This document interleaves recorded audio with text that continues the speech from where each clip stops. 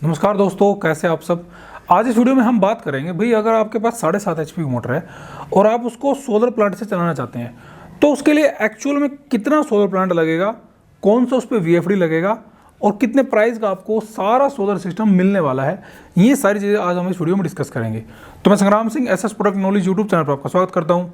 तो चलिए शुरू करते हैं आज के इस वीडियो को, जानते हैं इसके बारे में। उस चैनल को सब्सक्राइब जरूर करें।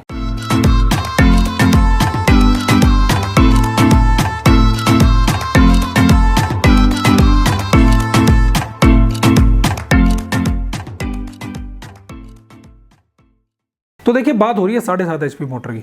सबसे पहले तो हमें यह समझना है कि अगर हमारी 7.5 HP की मोटर सिंगल फेस में है तो उसके लिए कोई भी मार्केट में कंट्रोलर अवेलेबल नहीं है जिससे आप वो 7.5 HP की मोटर चला सकें। और अगर ऐसा पॉसिबल हो भी गया, पहली तो बात नहीं है, अगर हो भी गया तो उसके लिए सोलर प्लांट की कॉस्ट इतनी बहुत ज़्यादा इतनी बढ़ जाएगी कि वो मतलब एक किस्म से हम कह सकते हैं कि उससे तो अच्छा 20 HP की मोटर चला लोगे। तो ये चीज़ इसमें थोड़ी समझने वाली है अगर सिंगल फेस की हम बात करें।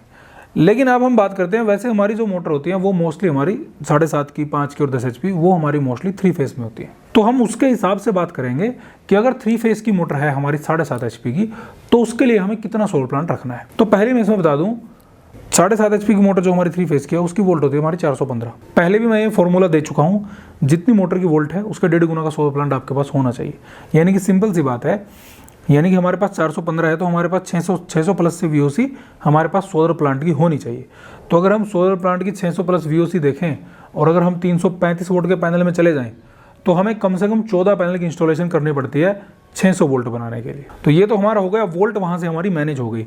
लेकिन अब हमारा दूसरा पॉइंट रहता है एम्पियरिंग का, कि जो हमारी 7.5 HP की मोटर है वो एक्चुअल में कितने एम्पियर लेती है। देखिए, जो हमारी मोस्टली जो ब्रांड की कंपनी है, जो ब्रांडेड है मतलब मोटर्स, वो हमारी लेती है ऑलमोस्ट 14 एम्पियर तक, 13 या 14 एम्पियर, 13 एम्पियर तक ही मिलेगी आपको अगर ब्रांड की अगर हम बात करें, जो टॉप के ब्रांड हैं। लेकिन जैसे अगर आप लोकल में जाओगे तो लोकल आपकी 14-15 तक भी जा सकती है, लेकिन ब्रांड में आपकी मैक्सिमम 13 रहेगी, यानी कि 12-13 एम्पियर तक ही ब्रांड में 7.5 HP मोटर आपके जो है एम्पियरिंग पावर लेगी। अब 14 पैनल हमें 335 वोल्ट के लगाए थे, उससे हमारी वोल्ट मैनेज हो गई, लेकिन हमारे पास एम्पियर रहती है वहाँ पर केवल 8, यानी कि जो हमारा 335 वोल्ट का पैनल है वो हमें 8 एम्पियर ही देगा। लेकिन हमें एम्पियरिंग पावर जानी है 13 एम्पियर तक, या 12 या 13 एम्पियर तक हमें चाहिए। तो उसके लिए हमें क्या करना पड़ेगा, उसके लिए हमें स्ट्रिंग को डबल करना पड़ेगा।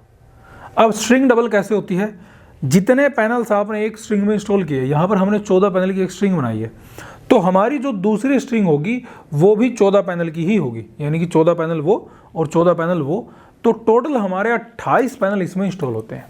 लेकिन अब यही बात आती है कि सर इतने तो हमारे 10 HP में लगते हैं। भाई 10 HP पर भी हमारा सेम ही प्रोजेक्ट है। तो ये सेम प्रोजेक्ट इसीलिए 10 HP पे रहता है क्योंकि जो वोल्ट है और जो एम्पियर है उसको मैनेज करने के लिए हमें इतना प्रोजेक्ट चाहिए ही चाहिए। अब जब इतना प्रोजेक्ट हमें चाहिए ही चाहिए, वही प्रोजेक्ट हमारा 10 HP पे चल रहा है, वही प्रोजेक्ट हमारा 7.5 पे चल रहा है। तो यानी कि इसमें हमारी कॉस्टिंग 10 HP की ऑलमोस्ट आती है 7.5 HP की मोटर में।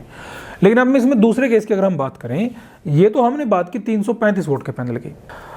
अब जहां हमारे बड़े पैनल काम आते हैं, क्योंकि मोस्टली लोगों का सवाल ये भी आने लगा है कि सर जो बड़े पैनल है उनका मोटर्स में क्या रोल है। अब जो बड़े पैनल है, अगर हम बात करें 550 वोल्ट का पैनल है, तो 550 वोल्ट का पैनल अगर हम उसकी इंस्टॉलेशन कराएं, अब 550 वोल्ट के पैनल की हमें एक बार डिस्क्रिप्शन देखनी है। 550 वोल्ट का पैनल है, उसकी VOC रहती है हमारी 50 VOC। अब उसको मैनेज करने के लिए हमें कम से कम 12 पैनल चाहिए। एक हम एक्स्ट्रा ही लेकर चलते हैं, हमें 13 पैनल चाहिए। 550 वोल्ट के हमने 13 पैनल इंस्टॉल कर दिए, उससे हमारी VOC मैनेज हो गई। अब वो यानी कि इतनी वोल्ट हमारे पास है कि वो हमें 415 वोल्ट दे सके मोटर को चलाने के लिए। लेकिन इसमें दूसरा पॉइंट रहता है अब एम्पियर का। अब इस पॉइंट को बड़े ध्यान से समझना है। एम्पियरिंग का मैंने बताया था कि एम्पियर आपके पास उतनी होनी चाहिए कि उतने पैनल, जो हमारा पैनल है वो उतनी एम्पियरिंग देना चाहिए जितनी एम्पियरिंग हमारी मोटर को चाहिए। अब अगर आप इस पैनल को ध्यान से देखो, ये जो 550 वोल्ट का पैनल है, इस पैनल की जो एम्पियरिंग पावर है वो आपकी मैक्सिमम होगी 12 एम्पियर। अब अगर 12 एम्पियर इस पैनल की एम्पियरिंग पावर है और आपकी मोटर ले रही है 13 एम्पियर, तो आपका काम तो हो गया। यानी कि जहां पर आपके डबल सेटअप लग रहा था, 28 पैनल की इंस्टॉलेशन थी, अगर आप उसको 550 वोल्ट में जा रहे हो तो 550 वोल्ट में तो आपके 13 पैनल में काम चल रहा है। उसमें आपका सोलर भी कम लग रहा है और साथ ही साथ जो आपकी कंडीशंस हैं, जो उसमें वोल्ट आपको बनानी है, जो उसमें एम्पियर आपको बनानी है, वो कंडीशन भी इसमें रिकवर हो रही है। तो ये जो बड़े पैनल का जो यूज है, बड़े पैनल का यूज खासकर 7.5, 15, अगर हम मान के चलेंगे 7.5, 15, 25, इनमें बहुत ज़्यादा हो रहा है। और इसमें यूज़ करने का उनका फ़ायदा भी है। उनका फ़ायदा यही है कि वहाँ पर पैनल भी कम लग रहा है और आपकी वोल्ट भी बन रही है और आपकी एम्पियर भी बन रही है, यानी कि मेनली काम है कि आपकी मोटर वहाँ रन हो रही है। तो बड़े पैनल का ये फ़ायदा, यानी कि बड़ा पैनल आपको वहाँ इंस्टॉल करना है जहाँ पर आपको जो मोटर चलानी है कि भाई उसकी वोल्ट भी मैनेज हो और उसकी एम्पियर भी मैनेज हो। तो ये चीज़ आपको देखनी है, जो भी आप डीलर हो या कस्टमर हो, तो ये चीज़ आपको देखनी है कि भाई हमें कितने पैनल लगाएं कि इससे हमारी वोल्ट भी बन जाए और इससे हमारी एम्पियरिंग पावर भी बन जाए। तो बड़ा पैनल 7.5 HP के केस में बड़े पैनल अगर इंस्टॉल करो तो वो ज़्यादा बेहतर है।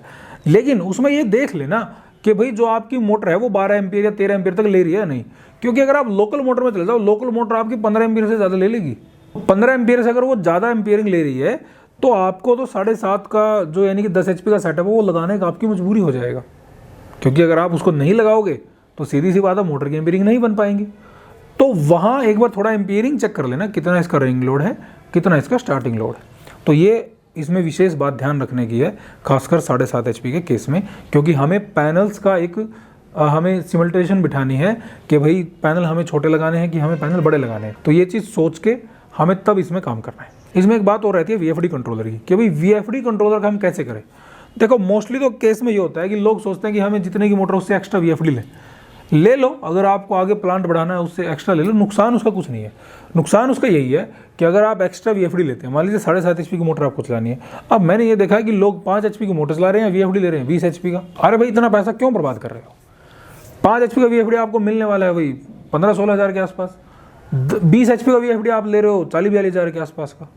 क्या फ़ायदा इस चीज़ का? रीज़न क्या है कि सर हमें भविष्य में प्लांट बढ़ाना है। कितने भविष्य में बढ़ाना है भाई? भविष्य में सर हमें 6-7 साल के बाद। अरे VFD खुद ही 5 साल तक चलेगा, क्यों परेशान हो रहे हो? तो जितने HP की मोटर है उतने HP का VFD लो या उसे थोड़ा बहुत एक्स्ट्रा ले लो, कोई दिक्कत नहीं है भाई। 7.5 की मोटर है, एक आप स्टैंड ले लो भाई, 10 HP दे दो, 10 HP का रख लो। 15 HP की मोटर चलानी है भाई, ज़्यादा से ज़्यादा 20 HP का रख लो। 12.5 HP की चलानी है, 15 HP का रख लो। तो एक्स्ट्रा VFD लेने की कोई मतलब ये एक होड़ नहीं है, कोई भागदौड़ नहीं है, कोई फ़ायदा नहीं है इसका, आपको पैसे बर्बाद करने वाली बात है बस। तो VFD में जितने HP की मोटर है उतना ले लो या उससे थोड़ा एक्स्ट्रा ले लो, कोई दिक्कत नहीं है, आपका बढ़िया मोटर उसमें चलेगी। अब बात आती है इसके प्राइसिंग की। प्राइसिंग में हम दोनों कंडीशंस मैंने आपको बता दी। दोनों कंडीशंस में अगर हम बात करें, अगर हम 335 वोल्ट के केस में चले जाएं, हमें जो 28 पैनल इंस्टॉल करने, वहाँ ऑलमोस्ट कॉस्ट आएगी इसकी लगभग 4 लाख के करीब।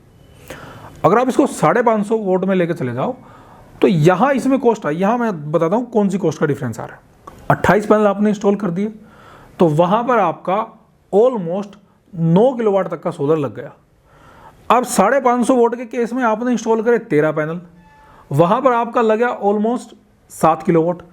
तो ये डिफरेंस आ गया यहाँ पर 2 किलोवाट सोलर का, यानी कि लगभग आपके 80,000 रुपये इसमें सेव हो गए। एक प्रोजेक्ट आपको 4 लाख में पड़ रहा है, एक प्रोजेक्ट आपको 3 लाख में पड़ रहा है, 3,20,000 में पड़ रहा है। तो ये जो कॉस्ट डिफरेंस है, ये कॉस्ट डिफरेंस तब आया जब आपने उस मोटर को समझा, उस मोटर के एम्पियरिंग को समझा और उसके हिसाब से आपने वोल्ट बैठाए और उसके हिसाब से आपने एम्पियर बिठाई, तब जाकर ये डिफरेंस आया।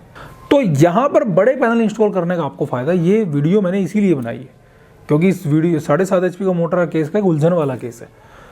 तो ये वीडियो इसीलिए बनाई थी कि भाई आप अगर वहाँ इंस्टॉल करें तो 550 वोल्ट का पैनल इंस्टॉल करें।